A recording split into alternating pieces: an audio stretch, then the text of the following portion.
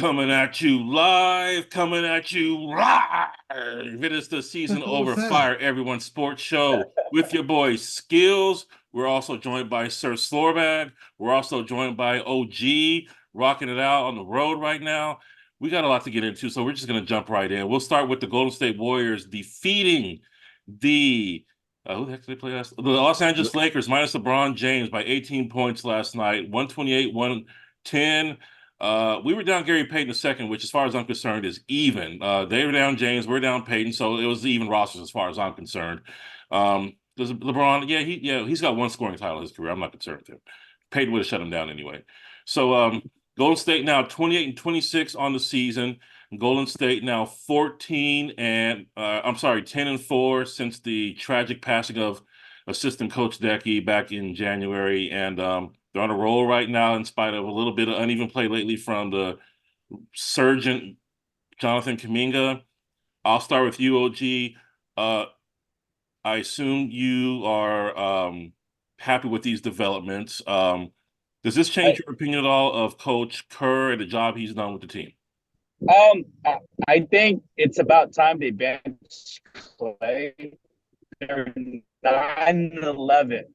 9-11 since they started Kuminga, started Wiggs. And I think with Clay on the bench, and putting Pajetsky, that gives them a little bit more youth. And with that youth, they have a little bit more hustle with the ball. Almost, if you think about their 11 games, the 2 games that they lost, it was against Atlanta and it was against the Clippers. Right. And in both games, they were leading and they were in the game. So for me, I think it's and it's about time that Kerr has able to, let Clay know that.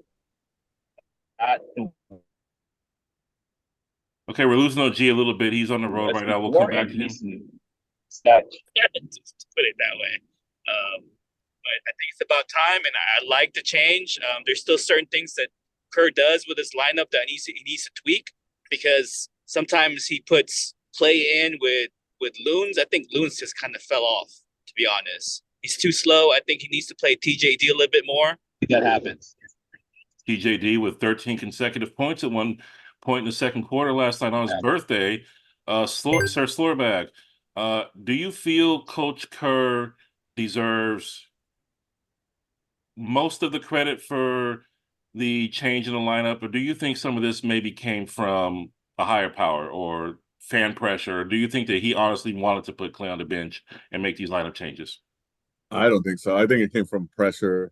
Like, he's such a Clay lover that he probably waited till he had to do it. So I don't give him much credit for that.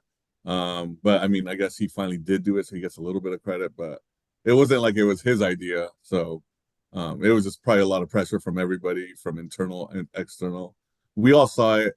He was blind to it, and we could have imagine how many more games we would have won this season, and if we had benched Clay or reduced his minutes earlier. So all those close games where he like screwed up. I think all those games where he left them in, and then you see like there's a game where Kuminga was still on the bench and he should have been in, and he left Clay in the fourth, and then the reactions that he gets, and then the commentary you get from Kuminga and some of the people saying, how come I'm not getting played, yada yada. I think that puts a lot of pressure on Kerr, because I think if you leave Kerr to make the decisions, he's just going to keep riding his old vets. Yeah. Win or lose, he's going to ride them. And for me, he should have been fired long ago, to be honest. OG mincing no words on his position on the Warriors head coach Steve Kerr, and here's where I want to go with this. And there was also comments from owner Joe Lacob a couple of days ago. There was a large interview on ESPN.com by I think it was Baxter Holmes, and one of the quotes in the article was Joe Lacob going on record as saying he does not want to bottom out, meaning he doesn't want to ever lose on purpose, tank as they used to call it, and up his chances for a high draft pick. I mean, we saw that worked out 3 years ago. So, I mean, like, high draft picks no guarantee of anything. I want to know what you guys think. We'll start with you, OG. Your stance on riding the veterans until he can ride them no more. Is that what Joe Lacob is hinting at? Do you agree with his position on tanking, or well, I shouldn't use the word tanking, or not bottoming out at any point? And what do you think that means? Uh, for me, think about how the this team is kind of rostered, right? All the way to when Durant was put in there. They called him Joey Light years, right? So there's a reason they call him Joey Light. He's supposed to be ahead of everything from the people that he has. But for me, if you're going to continue to pay this much money to these vets and continue at this route, at some point you got to stop riding them. And especially if you transition from the Oracle to the new stadium, and that's their own pocket money. That's not nobody else's. Right. At some point, you can't keep riding certain vets. Okay, not every vet is gonna age well. And for me, when you say vets, that's just Curry and Draymond. Clay was there at one point, but he's not. So that word vet is it's very loose in terms of the term and who you kind of pointed to in terms of who in the Warriors organization you consider as a vet that you're willing to keep. So that is true. I think the Klay point Thompson at 40 mil is just way too much. it is way too much. And I think the point you're trying to make is just because someone's been around a long time doesn't mean they're helping you today. That's right. For much of the season, Klay Thompson was not helping the Warriors. Kevon Looney has not been helping the Warriors. And with his player behavior, Draymond Green was not helping the Warriors. I'll ask you, Sir Slorebag, how much? Because you probably watch these games more intently than any of us. Any of us in this show, on this show, or anyone else in our whole circle. What are you seeing from Draymond Green that's making a difference for Golden State? Well, I don't know. I it closely too, but no, I mean, I will honestly say that I've been impressed with Draymond since his return. Both his, but like obviously he's still a great player. Like he make good passes. Although some of his passes piss me off sometimes, but like overall, like you see the results. Like the Warriors are much better defensively, offensively when he's in. But it's all about the mental aspect, right? Like if he can keep this going, the Warriors are going to be dangerous, right? When he's not arguing constantly, like he'll still argue a little bit, but like I've been very, very impressed with how he's handling the comeback and like not arguing and focusing on basketball and focusing on making the team better. And I think that's been the biggest difference that I've seen, during this win streak. If Draymond just truly focused on just the basketball aspect, just the pure basketball aspect, he has a really, really good basketball IQ, and he just anchors that defense, literally. And nobody else can do that at his size in the game. Like he can literally guard all 5 positions. So that's very rare, especially for a team that can't get a freaking big. So a lot of the concern with Draymond guarding all 5 positions when he was younger and in his mid-20s, now he's in his 30s, of course, was all the banging you do against these larger guys was going to wear him down quicker. But that doesn't seem to be the case, at least not in 2024. He's still effective against like you said, 5 positions, and he's still got that lateral movement. He's still got the hops, and I seen him put a move. I forget which opponent it was, but it was about 2 or 3 games ago. He put a move in the lane. This is why I say Drake could make such a difference on offense. He had the ball up at the elbow, stood around. No one's really paying him much attention, expecting him to do anything but look for a cutter. He's looking, they think he's going to pass the ball. And what does he do? He flips around, does a 180, cuts to the hoop, untouched, easy layup, easiest 2 points probably of his career. And I know I've been hard on Draymond myself for all his behavior, but so far since he's been back, I think correct me if I'm wrong, guys, the worst thing he's done was give Durant a little smack a little bit at the end of the Suns game, right? Am I wrong? Yeah, and the little tussle with Nurkic.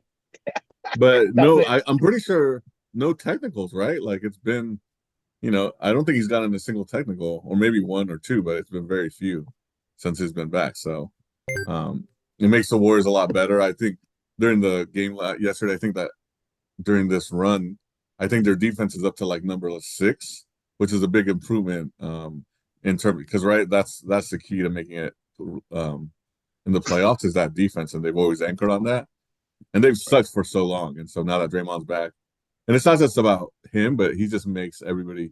He makes sure everybody's where they're supposed to be, right? Holds them accountable.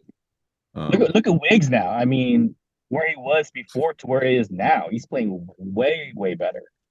That's why I said So, like he's almost getting to 2022 right, wigs, and like if that happens, then that's a right. miracle. And who would have thought, right? Before we couldn't play Wigs and we couldn't play Kaminga together. Like Yeah, now we can. I'm like, that's not even like possible before. Yeah, in So fact, that was what Coach Kerr's reason for. You mentioned the game earlier, OG, about when Kaminga was sat for those final 18 minutes against what was it, Sacramento, because Mhm. the reason Coach Kerr said was because Wiggins was playing so well. That's the excuse slash reason he gave. And now, yeah, now that could be a duo. And Kaminga, he had that, what was it, 8 games in a row with 20 points. He was really, really, really coming to his own. He's kind of a little uneven play since then, but I still have a lot of faith in what this guy's been doing lately, and Brandon Pajemski as well. It's the little things that Clay used to do that he's not able to do anymore. Yeah. For example, And I mean, because when I think about Wiggs, Kaminga, and Draymond together, right? Like when they're all engaged and playing well, they're really good defenders, right? Like they got speed, they got length, they can take it to the hole. So if this yeah, keeps up, man, it's gonna be interesting to see how far they go. So I'm encouraged. It hasn't been that. I mean, it's only been what 10 games or whatever. How many yeah. have they won? They're what Nine out of 11. But it's they're still 9 to good. 11 since Yeah. and So and they're only like how many games away from getting ahead of the Lakers, to be honest. I mean, when the assistant coach died, they lost a couple of games because of that. Well, they didn't lose it; they didn't play it. So I think it was about 2 games or so that they missed. and the Lakers are 30-27 now, if I'm not mistaken. I haven't seen what they did today, but they're not ahead of the Warriors by much. And this is Oh, easily. Although LeBron's supposed to play tonight, so right. that's going to obviously help them. Lakers Yeah. falling to the Warriors last night, and I want to talk about that eyes in the back of his head. Steph Curry pass up court Mm-hmm. that was to Wiggs, wasn't it? It was yep. to Yes, Wiggins. yes, Yep. yes. That was one of the most beautiful things I've seen in a long time on a basketball court. Steph Curry coming up on 36 years old. And I want to talk about Curry for a minute, you guys. And I mentioned some of this in our group chat last night. I also mentioned this on Twitter, which neither one of you are following me there. But so I'll just mention this that Nobody follows you on Twitter. It's hey, I have called X, by the 176 way. followers. You stop that. Steph, now he's 34th all time in points score. He's about to pass Elgin Baylor for 33rd place. I think he just needs 5 more points, which he probably by now, or the game is going to start any minute now. He's going to have those points. How familiar are either one of you with the great Lakers legend Elgin Baylor? Yeah, I know his name. Yeah. He was a great Laker back in the '60s. He retired, and get this, he played all these years with the Lakers. Just a little bit of trivia. He played all these years with the Lakers with Jerry West, didn't win a title, retired early one season. I think it was a 71-72 season, I want to say it was. And of course, after he retires, the Lakers win it all. That's what happens. Yeah. And Yeah. then and Curse. yeah. It's kind of like Houston winning like how many back to back, and then they got Barkley and they couldn't win anymore. Haven't won since. Poor Charles. And what people Right. forget is that Philadelphia won a title the year before they drafted Chuck, too. That's crazy. Yeah. But he just couldn't buy a break, and Phoenix got close against the No. Bulls. But going back to Baylor real quick, younger people of our generation more associate Baylor with being the general manager of the Clippers for a long time, and he gets an unfair rap for a lot of the moves he made because remember he was hamstrung by Donald Sterling. He wasn't allowed to spend a lot of money, and not a lot of people wanted to play for that guy. So those of you younger people out there who don't know, don't fault Baylor for being a bad executive. It wasn't all his fault. He was hamstrung, and he was a damn great player back in the day. He could do a lot of different. He was like Jonathan Kuminga, and I can't really. Well, he was like Jonathan Kuminga with a couple of extra kicks, right? He could fly, he could dunk, he could do it all. But anyway, moving on from Baylor, some other NBA news I want to get into tonight. In addition to that, we I didn't finish my Curry point, but that's okay. Jordan Poole benched by the Washington Wizards. About time. Points per And, I and game. you know what? mean, At there's some got to be point, they need drugs to stop involved, man. blaming Draymond Green punching him as why he sucks. It's not the reason. He just sucks. I definitely think it made him worse, but man, that guy's Yeah. on crack. I honestly think he's on some type of drugs because the highlights I've seen are just like, what the hell? Like, is this real life or is this? It looks like Come constant on, we bloopers, saw man. those at Golden State. There were times where like the ball's rolling and he's letting it roll and he'll slip. I'm like, what the heck? Nobody touched him. I mean, but some of the like, oh my god, like it's gotten worse though. Like it's gotten worse. So Yeah. Tell me, so, one or so much both of you saw. potential down the drain. Well, that's the part that's killing is that he is talented, but he It's doesn't have his obvious. freaking head on straight. Did you either one of you please tell me one of you saw the pass, the inbounds pass he made, was it yesterday or the day before, that went directly to the opponent? Yeah, I saw it. I mean, like it was almost like he thought the opponent was his teammate. And against He's right, it was Jamal Murray of Denver. That's who it was.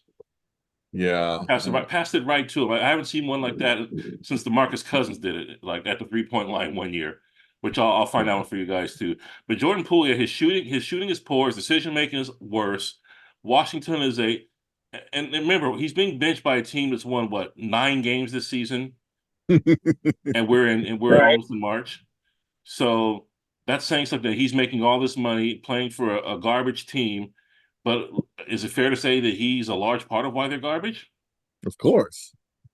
He doesn't care. He Yeah. got paid and now he doesn't care. He's just out I there mean, at goofing some point around. he was starting, so yeah, he's a good reason why they suck. But Washington sucks no matter what.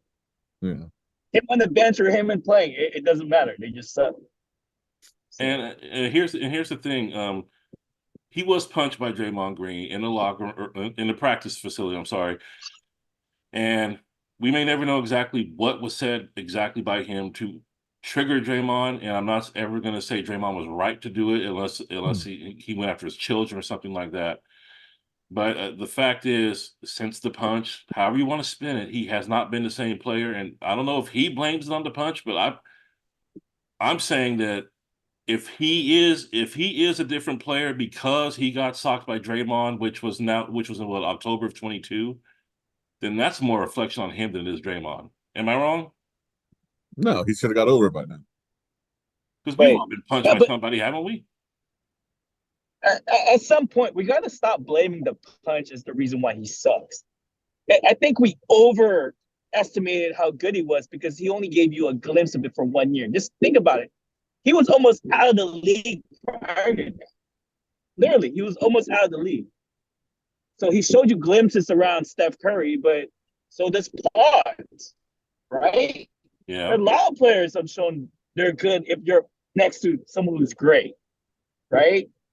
But I think we're using that as a tool to say, oh, he was good. I bet you like Wiggins was good, right? Mm-hmm. But then he started to suck after he wasn't punched. I think No. for me, Poole sucks to begin with.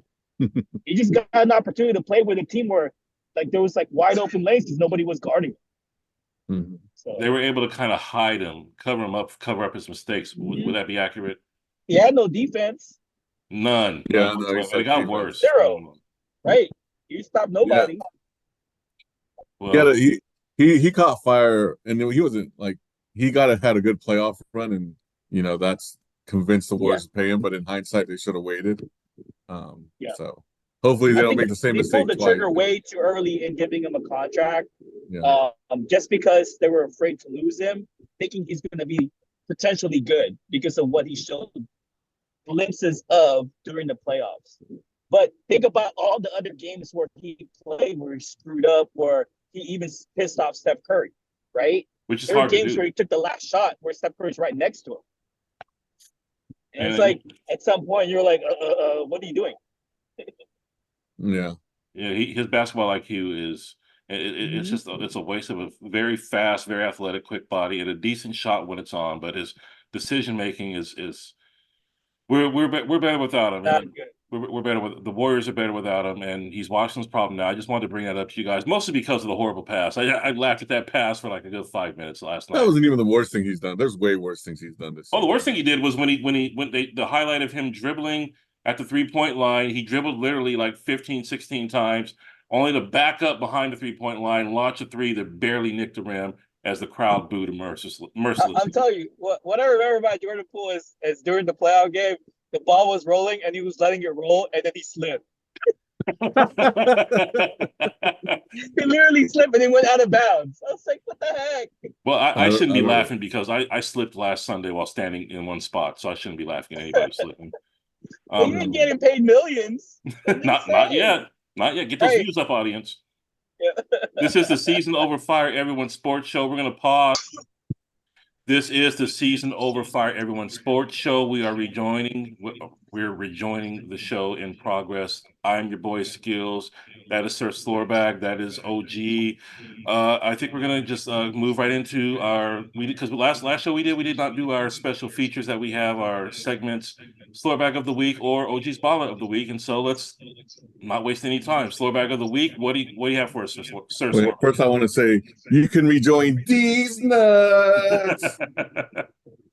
All right, so the Slorebag of the Week is not just Slorebag of the Week; it's Slorebag of the year, of the decade, of the century. It's freaking Kyle Shanahan, and he sucks. And I have zero faith that he will ever win a Super Bowl. The guy is just epic failure after epic failure. Like the team just fell apart. Like he had a stacked team and they were not ready to play. He got outcoached by Spagnuolo.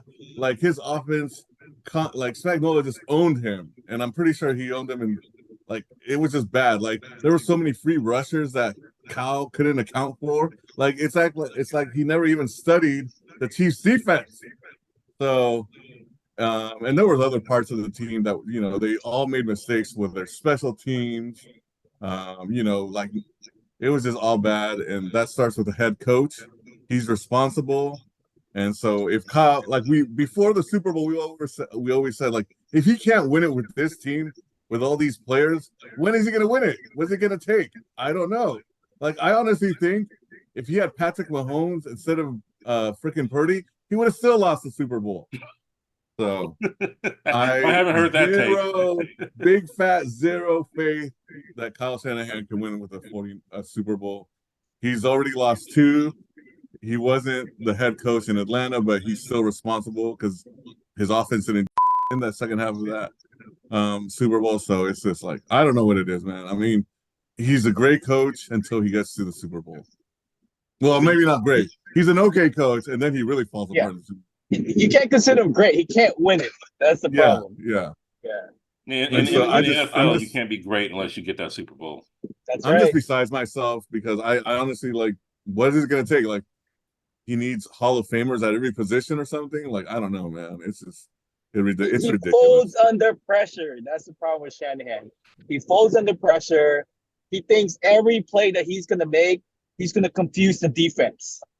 Like he literally moves a lot of bodies around just to trick them, and then he doesn't account for what the defense is going to do when he does that. And that's the problem with him. That's why the blitzes, they get in, no one's blocking anybody, and that's why they lose. And he just, I don't know. At some point, he needs to simplify some of his offense when it's working and just keep playing it. So, but I don't think he's ever going to win one.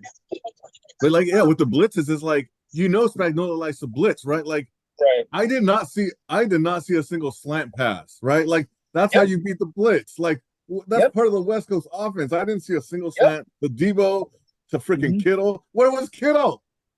Blocking. Like, not like I don't know. Like you saw Kelsey had 1 yard in the first half. Yeah. Andy Reid is smart. He's like, wait, he's my best player. I got to get him involved, and he adjusted. Right. That Kittle's important. You got to get him touches. But just think their very first play is to Kyle Juszczyk, and they got a good 5 to 8 yards, and then he didn't touch the ball after like a good probably 2-3 quarters after that. Yeah. Just saying. I mean, like certain things that work, he goes away from it. And then when things kind of fold, he goes for like the most simplistic plays that the other side knows what he's doing. So it just kills me whenever I watch him. And I agree with you guys. And the only question I have is why? Why? Because he can't help himself. That's the problem.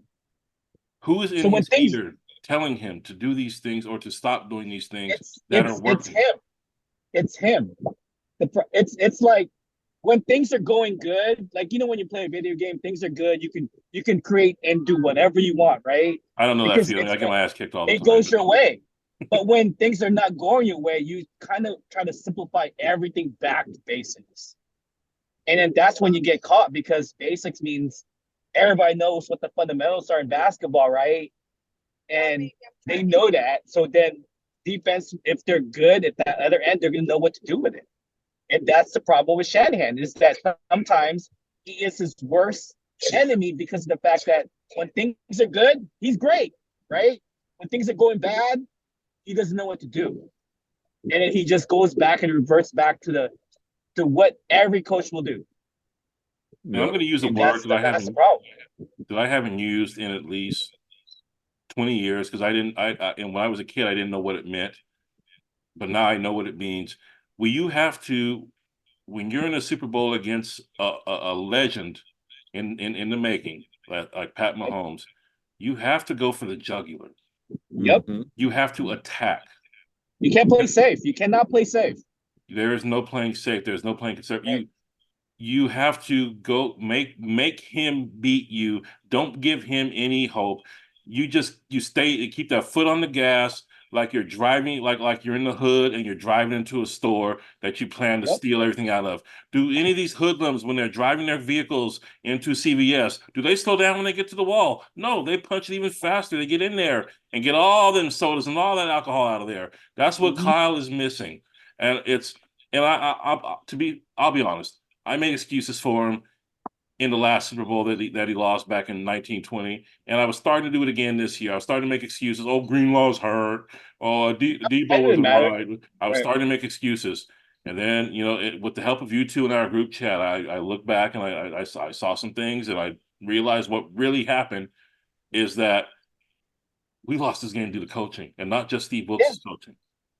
Just think, compare this to the last Super Bowl. He had every opportunity to win this game. This time around, he had every opportunity. They were in there in the fourth quarter. They were in there at the overtime, and they screwed it up. That fourth quarter drive, their last drive, where they got stopped, they shouldn't have been stopped. They kept running the ball. But he does two passings. He passed. Second down, he passed. Third down, he passed. And then what happens? They end up kicking field goal again. And that's that series you're talking about. That's the one that ended with the blitz where Purdy threw away. Not that one. Not that one. You think that's the overtime one, right? I'm talking about the one before that where they had the last drive, right? And then they were driving it all the way down to their field, and they were controlling the clock, and they even got it down to 2 minutes. Okay. They had that. If they only executed that last 2 minutes correctly, there would have been no time for Mahomes to get it back and tie the game and go overtime. No, you're absolutely right, OG, and there was none. Painful. The only part of that game, and we made mistakes in that game in a lot of ways, but I don't blame Kyle. Well, I do I blame whoever's in charge of telling the special teams unit to watch where the freaking ball's landing so it doesn't hit you in the back of the leg and force Ray McCloud to have to get on the ground and go get it. And fail. But it's just they had so many opportunities. Like what was the biggest worry before the Super Bowl? Is the defense, right? Like the defense, and they showed up even after Greenlaw got hurt. They showed up. Like they stopped Mahomes time and time again. But like you said, they didn't go for the jugular. Like the offense should have continued to score, and then we would have put the game away easily. Like 1 or 2 touchdowns. Like and we could have won, but like I knew we were in trouble when the defense even like they got the interception and they go 3 and out. The offense goes 3 and out. That's like a win for Kansas City. That boosts the morale. And then coming out of the half, Kansas City gets the ball. Our defense stops them, and then for the next 2 series on offense, they're all 6 passes, 6 pass plays, and I'm like, what the heck, man. And so that's just the kind of thing that doesn't make any sense. And it's just they had the opportunity. They didn't go for the jugular. The offense didn't execute. And if he's supposed to be an offensive genius, he should have figured out a way to score in those situations.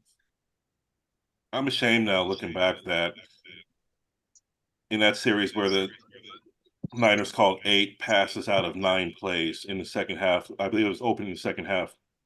Then again, I was making excuses. I was saying that Christian McCaffrey must have been hurt from that But it don't tackle early in matter the game. because the backup was running well too. That's the other thing. That's when when I came to my senses and stopped trying to make excuses for what I just saw, and I realized, well, then Mitchell could have run for a few plays. Right. Mitchell was gaining yards too, or like Yep. you alluded to, OG. Maybe we make a play to who's check. We have him do something. He could have done something Right. out of the backfield. It didn't Or have to be. It didn't have to go down the way it did. Ayuk. He should have been Yeah. more involved. Like, come on, man. Like, I did not understand why are you throwing deep to Debo? Debo is not a deep threat, right? Right. Like that's Ayuk, but yeah, you're calling deep pass plays to Debo, and I'm like, this Right. guy's And lost it. you know what kills me about that with Debo Samuel is he left the field with like a pulled hamstring or something, right? Right. There's one play he left with a pulled hamstring. Why the heck the very first play they do when he comes back is to throw the Debo when he can't create separations, knowing the fact that he just pulled a hamstring, right? I was like, it was a leg injury that kept him out. And your first place to throw to him, he can't create separation. What the heck was that? Well, he gave the ball to Christian right after Christian got hurt on that. Well, didn't really get hurt, but when he was tackled early on in the game and it was kind of like split up Yeah, high and down low, he got the ball running in the the very next ball play. and throwing it is two different things, though. Just saying, if you can't create separation, then you can never get the ball. Yeah, But my point is, I wonder if Kyle even knew that what was happening. Did he even notice? Did he even care? yeah, That was to his know. play. That was And his play. That's Kyle's play. It's his job to know. Remember, Like, it's just Purdy doesn't throw it just to anybody. He throws it based on how the play is set up, and that's Shanahan. he's got a special rapport The with only Ayuk as time, we've seen. right? The only time he'll throw it to somebody else that's open is when the play kind of gets all scrambled up and he has to get out the pocket. yeah. That's the only time. And he's proven to be good at that. Otherwise, he follows the play to the T. He follows it to the T. So yeah, And then to top it off, if you're gonna use Kittle as a blocker and you're not gonna throw it to him, and you're gonna use Juszczyk as a blocker, you're not gonna throw it to him, then why don't you run it to that side? Like it made no sense, right? If you look at that very last play in the overtime, literally, Christian McCaffrey was motioning where all the blockers were supposed to be. So why are you trying to throw it to the other side where the blitz was coming from? What the heck was that? I made no sense. like yeah, CMC should have been there to block. Like it's the last play basically of the game. Like Yeah, but it's it was just only 3 yards. Just let it run that route. You should have yeah. gave him the ball and he should have swept towards the left and he would have had the 3 yards. It wasn't like you know, third and goal. It was only third for a first down. You had 2 plays. Get that. 3 yards. Oh, you're saying he should have given it to McCaffrey as a sweep, as a jet. Yes. Yeah, Yeah, right. Because yeah, the what blitz was happened coming from the other McCaffrey- side. Yeah, the blitz was coming from the right. McCaffrey was motioning and running towards the left, where they stacked it with Kittle and Juszczyk on the left side. If you look at the play, if they gave it to him, he would have got the 3 yards running to the left. But instead, he ran a counter. And Instead, they the passed. blitz came and nobody blocked the blitz, yeah. and then went through, and then he threw it past Jennings. Jennings had That's the same play where Ayuk was open. Remember? I Same wanted play. Jennings to win that MVP so bad. He would have so well. It was been no question he would have won that MVP. He threw a touchdown and he caught a touchdown. He would have been MVP. And he was making other plays too. He was making giant blocks, and he did it all. He did it all. He gave an amazing game. And this is the season over. Fire everyone. I think right now, literally, we're at least 2 of us, maybe even all 3 of us mean it. Season over. Fire everyone. Sports show. Skillz, Sir Slorebag, and OG. We're just rehashing Super Bowl 58, which we haven't done a show since that tragic event. We're all 49ers fans, so yes, it was tragic for us. My one quick question that's related to the game, but not really. Your thoughts on the? Well, I don't really need your thoughts. I'll just say this. To the dirtbags who shot up the parade in Kansas City, my God, man, just seriously, what the hell? I mean, that's conflict resolution is something I learned when I was 5. I know we don't all have the best parents, but Jesus Christ, man, you get to be an adult. You have to know. Right. If did either one of you see any of the comments from the police interview of the guy who shot up that parade, he's speaking like this is something everyone does in this situation. Well, that's a whole nother topic. But yeah, there's a lot of It dumbass is. people. There's a lot But of dumb people who take advantage of certain situations just to ruin people's fun. And yeah, unfortunately, it happens a lot. I mean, not to this extent, I'm saying, but a lot of times fight breaks out in games, right? Because they get so like, oh, my team's better, my team's better. That's why we can't even have a San Francisco Raiders or Oakland or Giants kind of thing because there's usually fights, right? So Yeah, I it's sat sad, next to but him one year. I was at the uh, preseason game between the Raiders when they were still in Oakland and the 49ers at the Coliseum, and yeah, I'm in my Niners gear, and people yelled at me, and I was just I played along. I knew I knew how to deal with it. I knew it wasn't personal. I knew that you want to insult the Niners, insult the Niners. I don't give it. I mean, it doesn't affect me at the end of the day. So I'm not going to sit here and fight you over it. But meanwhile, to right. my back right, about 4 rows back, you have to 8 police have to break up a couple fights between a group of people who just felt differently. They want to go to battle for their team. I don't get it. Yep. yeah. So Oh man. um, Any other thoughts from the Super Bowl before we move on, guys? I'm just gonna say it. Just initially, I was very angry and I was angry for a long time, but now I'm just sad because I know that even if we go 0-17, I mean 17-0, sorry, Yeah. 17-0, and we're undefeated in the playoffs. I know that once it comes to the Super Bowl, Kyle Shanahan's He gonna screw it chokes. up, and He's so gonna it's choke. like, so there's no hope. There's no hope. So there's no solace when you think about great head coaches like Bill Bill Cowher and Belichick. who had to lose before they won. No solace, huh?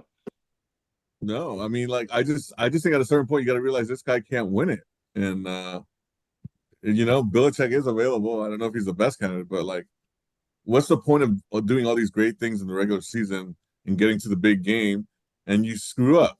And he screwed up twice, right? This is two Super Bowls that were lost because of him. He's supposed to be an offensive genius, but like I said, he caves under pressure and he does all these stupid ass plays and they result in losses. So I mean, I'll always root for the Niners, but at the end of the day, I want Super Bowls, and I don't see that with Kyle. 29 years. OG, do you if you're Jed York, do you bring in Bill Belichick to be your defensive coordinator? Yes. No, of You can bring him course. in, you bring him in. And you don't just bring him in, they just increase the salary cap for NFL. You bring him in and you bring some really, really good defensive players and stack that. Stack the defense to a point where it'll win you the game. That's what you got to do. Yeah, And, Yes. and that's kind of like what Steve Young and the Niners did at the time when he won the Super Bowl, right? He couldn't pass certain teams. Couldn't pass Green Bay, I believe, at the time. And what they do, they stack that defense and then they won one. Well, yeah, A good offense, but a way better defense. I think you're That's how talking you about in the win. early '90s when Steve Young, when Dallas was the Niners' nemesis. Green That's Bay was right. our And nemesis after that. After we got that Super Bowl, then we couldn't get past the Packers. But right. same difference. I get your point, though. That's definitely Yeah. a terrific point. Sir Slorebag, yeah. Like you agree with if that? if Belichick's out there, like Jed York needs to send a blank Mhm. check and be like, here, whatever it takes for 1 year, $50 million. I don't care what it costs. You Yep. just got to get us over the hump. Give me the Super Bowl, and that's Yep. it. I mean, if no one is gonna take him as a head coach, the Yeah, Niners have a good track record of defensive coaches becoming head coaches again. Very good exactly. track Just Right. record. saying.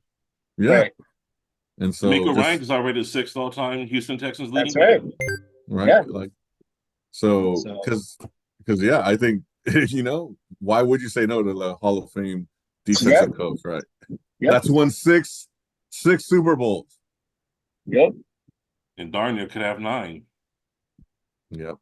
And while we're on the topic of the salary cap, I just want to run a couple of figures by you. Is that our Niners are only, well, they're below the cap, not by a whole lot, but they're below the cap for now, with raises due to certain key positions, which we'll get into in another show.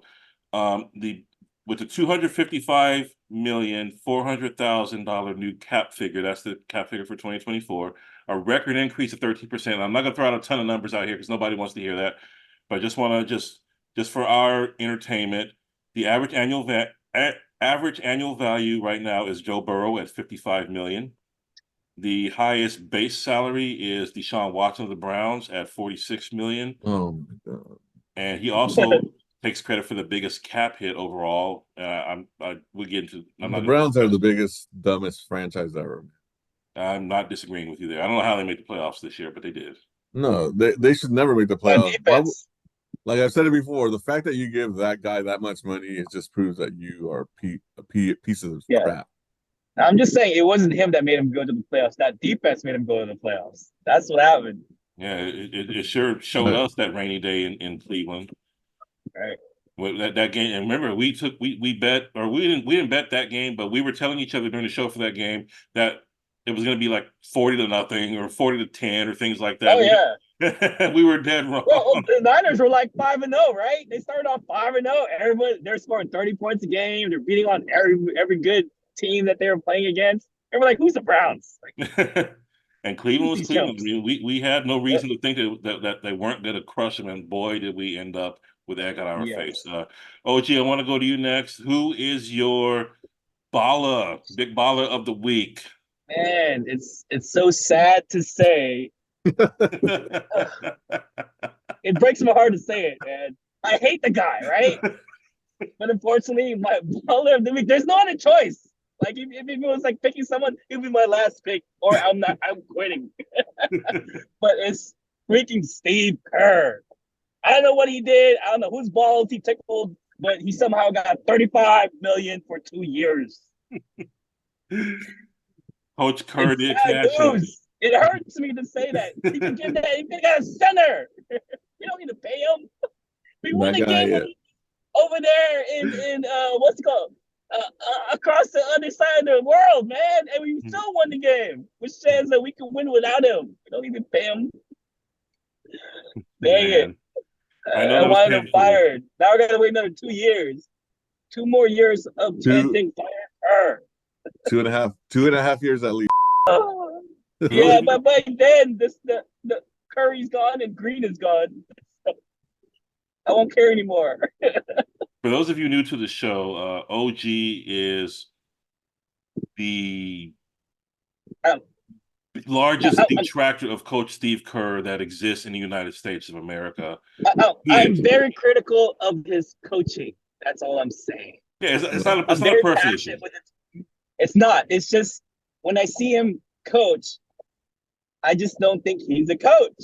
Like he doesn't coach the team correctly. And I see on everything he does, like at some point, it's like he keeps changing the players almost every season. It's like he can't figure out his rotation for some reason. Yet you have the same starting five. Your best is always the same. You don't play your rookies, but yet he can't figure out his rotation. It makes no sense. And then to top it off, he let the USA team. And what did he do with that? Literally, he had all-stars on that team, and he couldn't win. It just goes to show he can't coach. I'm just saying. Yeah, he's certainly got his shortcomings. And then there's always going to be the people who say that the Warriors won. And we talked about this on our last show. The Warriors won 4 titles with him in charge, and we have to wonder, did they win it in spite of him? Was he there? Was it a timing issue in his case that he just Skillz? You could have been sitting on the bench, and you could have won 4 titles. It better be a strong bench. It literally won in a row with him out. OG, yeah. You know who wouldn't have won 4 titles with that stacked team? Purdy. No, Kyle Shanahan. Kyle Shanahan would have lost. Even Steve Kerr is better than Kyle Shanahan because Kyle Shanahan would have lost with those Warriors championship teams. That's how bad Kyle Shanahan is, and that's how much I hate him. And our final. You might be right. We're heading towards the finish line here, guys. I just want to make sure that I let the audience know that I take blood pressure medicine because the sports world sometimes gets my blood pressure high. And that's why we have these Skillz on Pill segment. It's where I vent my frustration with whatever's going on in the sports world. And this week, it's my frustration with the Oakland A's ownership, MLB. And you know the A's are trying to move to Las Vegas. They're trying to be their owner is a dirtbag. He's trying to move them out of Oakland, where they've been since 1968. He's hitting all kinds of obstacles there. He's hitting roadblocks there. Very few people think that he's doing anything the right way, and it's terrible because the latest development is the A's put together, or I should say, a group in the A's community put together a fan fest for the team. This had nothing to do with the official team itself sponsoring it anyway. This was sponsored by a Blake's Brewing Company or something like that. They were going to be the sponsor of this event, but they pulled out because the chicken garbage A's and their chicken garbage ownership wouldn't let them sponsor the event anymore because they're also sponsoring the A's, and the A's are going on record lying about it. John Fisher's lackey, Dave Cavell, is lying about it, and they're just a whole group of dirtbags, and if I ever meet either one of those dirtbags, and you put them in a room with me right now, I'm going to take this shirt off, I'm going to rip it off like Hulk Hogan, my shirt's yellow like the A's, it's going to come off one of those yellow shirts like Hulk Hogan used to wear, just in honor of the A's. I'm going to rip it off, I'm going to beat each one of them in their freaking... Okay, I'm not okay. If any law enforcement, I'm not gonna really beat them, but I will throw something at them. I will. No, you gotta beat them, man. No, keep going, man. Don't back down. Tell them to meet you at Nations and bring the knee brace. That's right. Let's go.